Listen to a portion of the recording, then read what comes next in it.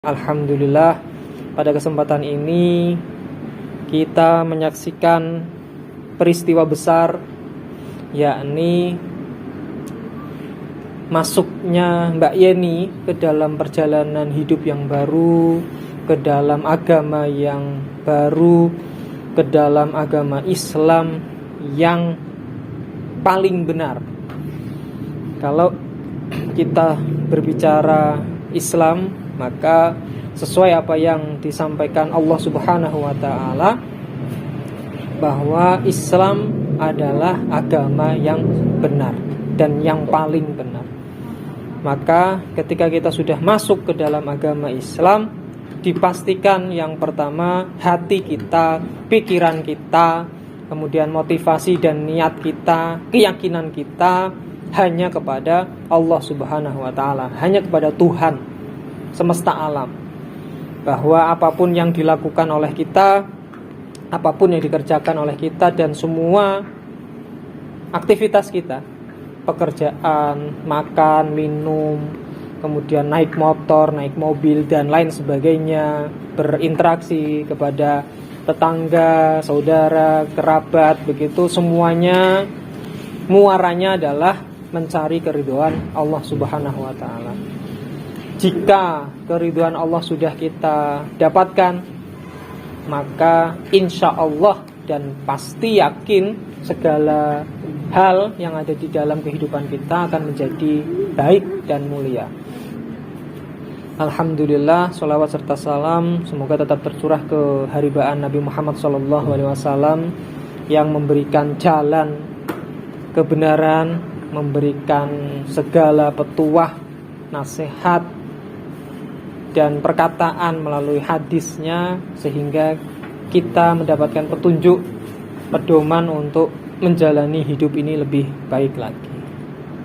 Mbak Yeni yang berbahagia, kami dari KUA Cengkareng alhamdulillah sangat bersyukur dan bangga atas hadirnya Mbak Yeni sebagai keluarga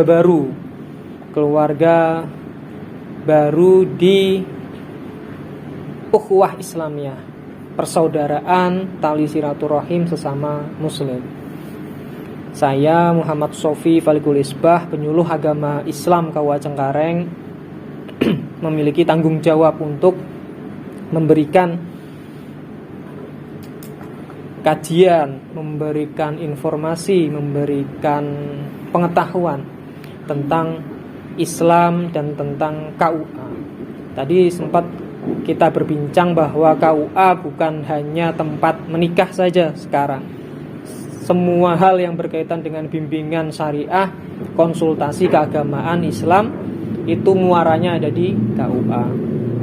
Termasuk juga mu'alaf, bimbingan masjid, musola dan majelis taklim, serta zakat wakaf.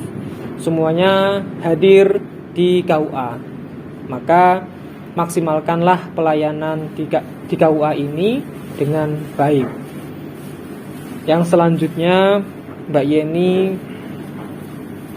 sebagai orang baru, sebagai penghuni baru, sebagai umat baru yang baru saja melantunkan syahadat, yang pertama saya menyampaikan dan harapannya adalah Mbak Yeni jangan merasa sendirian. Mbak Yeni jangan merasa kesepian. Dengan keislaman yang baru, dengan agama yang baru, boleh jadi beberapa orang akan menghindar. Boleh jadi keluarga, sahabat yang dulunya sering bertemu cenderung menghindar. Jangan berkecil hati, karena itu pilihan dari Mbak Yeni. Ketika memilih sesuatu, maka pastikan bahwa bertanggung jawab terhadap pilihan itu. Jangan pernah merasa sendirian. Kalau misalnya ada segala sesuatu yang ingin ditanyakan, bisa ditanyakan kepada ustadz, bisa ditanyakan kepada penyuluh agama di KUA, bisa ditanyakan kepada Mas Alfian, teman dekat yang muslim juga dan insya Allah juga saleh, dia akan memberikan informasi, memberikan pelajaran mengenai Islam. Pastikan jangan merasa sendirian. Dan selanjutnya sikap kita, sikap Mbak Yeni kepada saudara, kepada keluarga, kerabat, begitu, meskipun katakanlah sudah berbeda secara keyakinan, tapi mohon Mbak Yeni tetap menghormati. Mbak Yeni tetap memperlakukan mereka dengan baik. Apalagi dengan ayah, ibu, dengan adik, dengan kakak. Segala sesuatu keluarga tidak ada istilahnya mantan keluarga. Maka mau tidak mau Mbak Yeni tetap harus menghormati beliau-beliau, terus berbuat baik kepada beliau-beliau, termasuk juga ketika beliau orang tua memerintahkan kebaikan yang itu sifatnya individual maupun kolektif, yang tidak bertentangan dengan syariat Islam, karena saat ini Mbak Yeni sudah Islam, maka segera lakukan.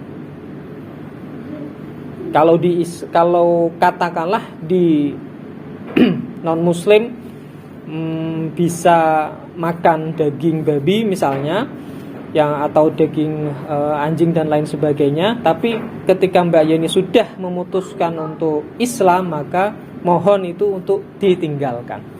Itu ditinggalkan. Ketika keluarga makan masakan itu misalnya, Mbak Yeni menjauh untuk menghormati mereka juga dan memilih makanan yang lebih halal dan lebih sehat. Karena secara prinsip medis saya pernah membaca itu daging babi itu memang cenderung memiliki banyak kotoran gitu ya, atau penyakit lah, membawa penyakit. Nah, itulah yang menjadi titik poin. Ketika Islam mengajarkan sesuatu, Islam melarang sesuatu, pasti ada maknanya. Nah, makna-makna inilah yang perlu digali lebih lanjut oleh Mbak Yeni kemudian hari.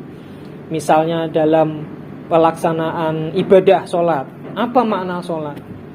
Kemudian apa makna berpuasa, menahan lapar dahaga itu maknanya apa? Nah, itu nanti bertahap. Yang kedua yang ingin saya sampaikan, belajar Islam sedikit demi sedikit.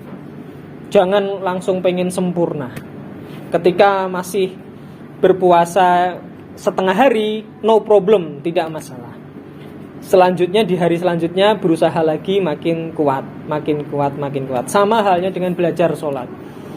Tata cara wudhu sudah dihafalkan, kemudian sholat mengikuti gerakannya, itu tahapan awal. Adapun bacaannya, kemudian ucapan-ucapan di dalam sholat yang belum diketahui, belum hafal, tidak masalah. Itu sudah dinilai sebagai kebaikan, karena Mbak Yeni ingin belajar ibadah yang lebih maksimal lagi. Yang selanjutnya kami menyampaikan bahwa silahkan Mbak Yeni beraktivitas, nanti akan dijelaskan oleh Ustaz Sujarwo, dimasukkan ke dalam grup mu'alaf, dan insya Allah jika ada program dan kegiatan-kegiatan mu'alaf lainnya, Mbak Yeni bisa mengikutinya dan bisa mengakses informasinya. Dan semoga ukhuwah Islamiyah ini sampai mati, sampai kita menghembuskan nafas. Ketika Mbak Yeni memilih untuk bersyahadat memeluk Islam, maka pastikan keyakinan Islam itu hingga nafas terakhir. Dan dipastikan juga niat kita, motivasi kita hanya satu, yaitu mengharap kepada ridho Allah Subhanahu wa ta'ala, ridho Tuhan semesta alam.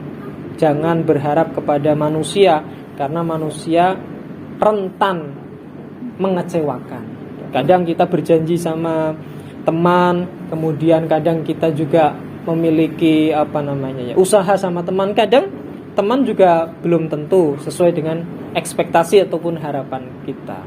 Toh jangankan teman, bahkan ke keluarga sendiri pun kadang juga kita seringkali selisih paham dan lain sebagainya, sehingga itu membuat kita kecewa. Maka saya menegaskan kembali, pastikanlah niat, motivasi apapun yang dilakukan Mbak Yeni semuanya semata-mata untuk ibadah dan mencari ridho Allah Subhanahu wa taala. Demikian, kurang lebihnya mohon maaf. Wallahul muwaffiq ila aqwamit thoriq. Wassalamualaikum warahmatullahi wabarakatuh.